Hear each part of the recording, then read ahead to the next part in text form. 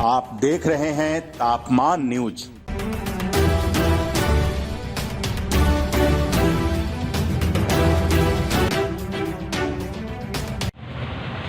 मानव मनोविज्ञान या मानव का स्वभाव होता है कि वो परिवर्तन का, नवीनता का विरोधी होता है। आपको शायद ध्यान होगा, जब राजीव गांधी कंप्यूटर वगैरह ला रहे थे तो लोगों ने कही सब आ जाएगा तो नौकरी चली जाएगी।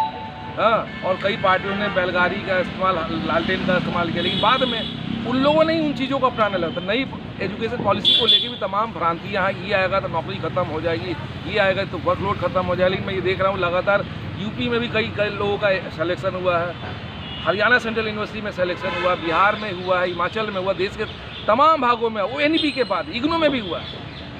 कौशल पवार जैसे लोग मोतीलाल में प्रोफेसर नहीं बन सके, लेकिन उन्होंने अपने स्वाभिमान के साथ अपनी प्रतिभा को इग्नू में साबित किया।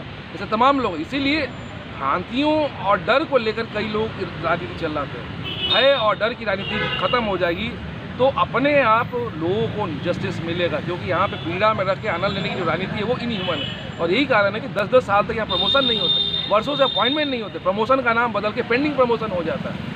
40-40 साल के लड़के हो गए, 45 साल के लड़के हो गए। और डीयू में ऐसा क्या है, यूजीसी को लेटर है कि भाई अपॉइंटमेंट नहीं होगा, एचआरडी का कोई लेटर नहीं है, भारत सरकार से नहीं है, शिक्षा मंत्रालय से कोई लेटर नहीं है, बल्कि ये कहा जाता है कि अगर आप अपॉइंटमेंट नहीं करोगे तो हम आपको ग्रांट नहीं देंगे। ठीक है, तो यही रही बात एमफिल स्क्रैप करने की, तो जो बच्चे बिहार से आते हैं, यूपी से आते हैं, गरीब बच्चे, एक एमफिल करने में अनुमानतः 2 वर्ष का समय लगता है। 2 वर्ष का समय जो बाहर से आ रहा है, किराए पे रहता है, मकान का भाड़ा, खाना, कपड़ा वगैरह, उसका 2 साल वो तो बचेगा। और अगर पीएचडी करके वो टीचर बनने के लिए उपयुक्त है, एलिजिबल है, तो उसके वो 2 साल बचा के भी टीचर बन सकता है। इसमें नुकसान क्या है? और सबसे बड़ी बात है, देसी भाषाओं को इसे प्रमोट किया जाता है, और बिना देसी भाषा के, देसी ज्ञान के कोई भी देश स्वाधीन नहीं हो सकता, उसकी आत्मा, उसकी चेतना स्वाधीन नहीं हो सकती। इसीलिए नई एजुकेशन पॉलिसी में देसी भाषाओं के लिए पर्याप्त स्थान है।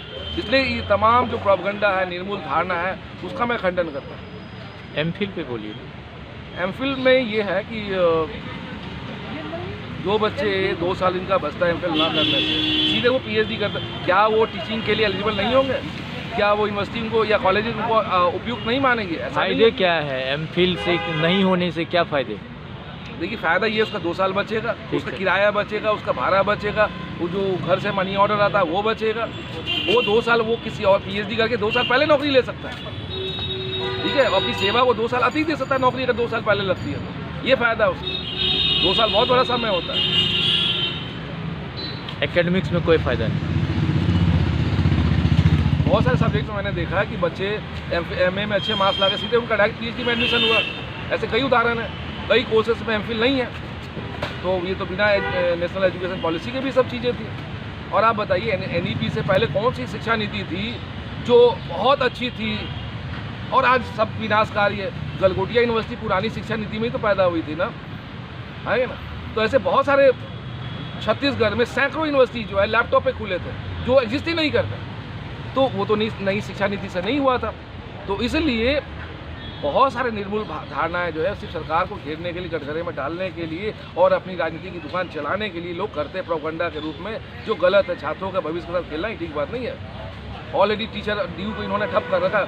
एक समय ये था, डीयू का नाम बदल के डीयू हो गया था, डीयू यूनिवर्सिटी, जहाँ हर चीज़ due, appointment due, promotion due, maternity leave नहीं होता था। अब कैसे हो रहा है? एनईपी के आने के बाद ही हुआ। एनईपी के आने के बाद ही हजारों प्रमोशन हुए, एनईपी के आने के बाद ही सैकड़ों प्रोफेसर बने, हर कॉलेज में सामाजिक न्याय हुआ। तो ये डराने की राजनीति हो बंद। ये कहते थे सरकार नहीं चाहते, सरकार नहीं चाहते, तो डी स्कूल में समाज के पोस्टर बॉय की नियुक्ति कैसे हो गई?